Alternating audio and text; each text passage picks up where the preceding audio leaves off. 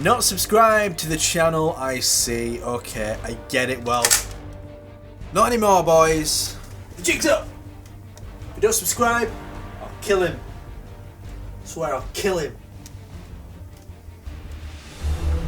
Ultimate Halo. Hey up lads and lasses, Fletch here from Ultimate Halo. Tomorrow is Q&A day on my birthday, so it's going to be a very special one, but armor coatings. Okay, we're not going to do a news roundup. I'm pretty sure everybody at this point knows what the news is, what's been said, and how the fans have reacted to them. So we're going to jump straight in. But just quickly, for those of you who have been sitting in Noble Six's cave whilst all of this thing has been happening, Halo Infinite is doing an armor coating system, which lots of people are not very particularly happy about. Is that a sentence? Not very particularly. But now in Halo Infinite, armor has lots of different types of finishes, and there are lots of ways it can look. It can be worn down, it can look spanking new, which is awesome, but where fans take issue is that 343 kind of mandates how the colours look now. So, for example, you cannot go in and choose what your own colour is. 343 will have a preset that you unlock, which has lots of pros and cons, and that's what we're going to go over, and I'm going to give my opinions at the same time. So my question is it a bad thing? And the answer in short is, it's up to you whether you like it or not. Now, here's why and some of my thoughts. So my first initial thought is that's really bad for machinima.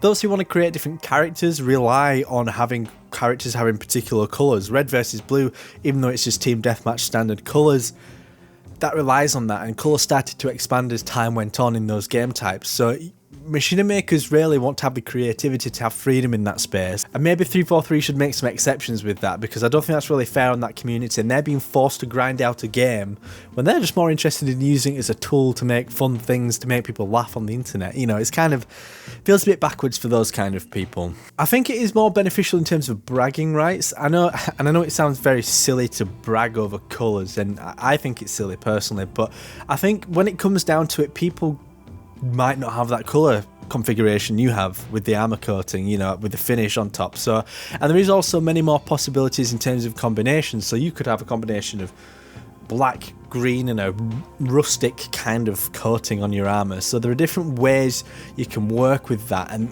have it more unique, but that also is very reliant on 343 providing that. And we know the game is going to be a live service game, so that, you know, hopefully they should continue supporting that. But at the same time, for the fans, it just seems like, you know, I can't select my colour, and that's going to be the crux of everything. We're going to try circumvent that a little bit and going around that point, because I know that's the main point and fans are justified in being upset about that. But there are other sides to this story. Now, instantly, one of the main things that I thought about, I'm doing a Donald Trump thing there, one of the main things for this I thought about almost straight away was, well, this might be a good compromise to get us away from rec weapons and kind of things like that, because in Halo 5 you had to unlock weapons for Warzone through the requisition system, or the recs.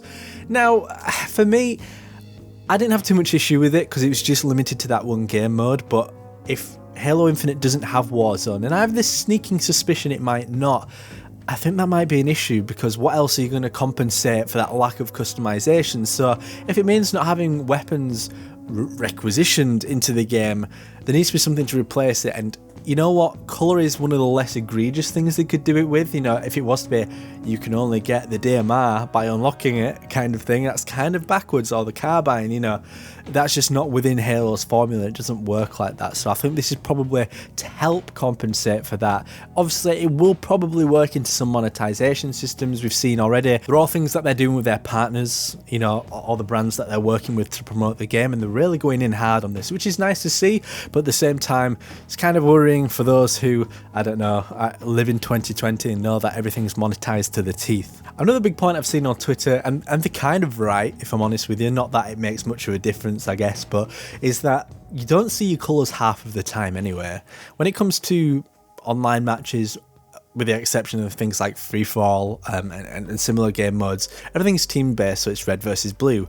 Of course, the coatings will probably still carry over. You know, you'll probably still have your rustic or your brand new armor look, but it'll be in red or blue. I don't know if that stands up. I don't know if that's a really good standing for what it is, but I think it's definitely a point. But then again, at the same time, it goes back to machinima makers. They have no freedom in that sense. So just in my opinion, I think it's sad. I think it's a sad thing that's happening because I mean, I love supporting the Ultimate Halo colours on my Spartan, you know, the black or the grey and the yellow, and customising it in that way. And if I'll be lucky enough to have that in the game and unlock it fairly quickly, great news. But I think at the same time, it will make me appreciate other colour configurations. And if I do get that colour in the end, then that's going to feel even more satisfying. It's like, yes, I can finally represent my colours as a YouTube channel, or you guys out there might do it for a sports team you really enjoy, or your favourite TV show, or your favourite Gundam or Spartan, I don't know. God, there's a million things. And as we've also seen as well, it is also applicable to vehicles. So we saw the Warthog with a particular coating, which is also really cool. I'm really glad these things are coming for vehicles.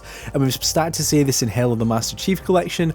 There are new coatings and ways you can view vehicles that have been there for years in completely brand new ways, and I'm all for it. And I think Master Chief Collection really has been a testing bed for that. I don't think it's any coincidence that these things are overlapping. I think these things are definitely overlapping for a reason. I think they're wanting to gauge the community's reaction. Overall, I think it's positive. I just think it's the core thing that's really putting people off at the moment. So let me know what you all think. I will be in a podcast later on today. I don't know if this video will go out in time, but it will be live on New Game Plus's channel. I'll probably give some more raw and unfiltered thoughts about all of this, but let me know in the comments section how you feel about this, because it's a funny one. It is a funny one. But once again, my name is Jack Fletcher, and I will see you next time on the one and the only Ultimate Halo. Subscribe now to Ultimate Halo for more unfriggin' believable Halo content.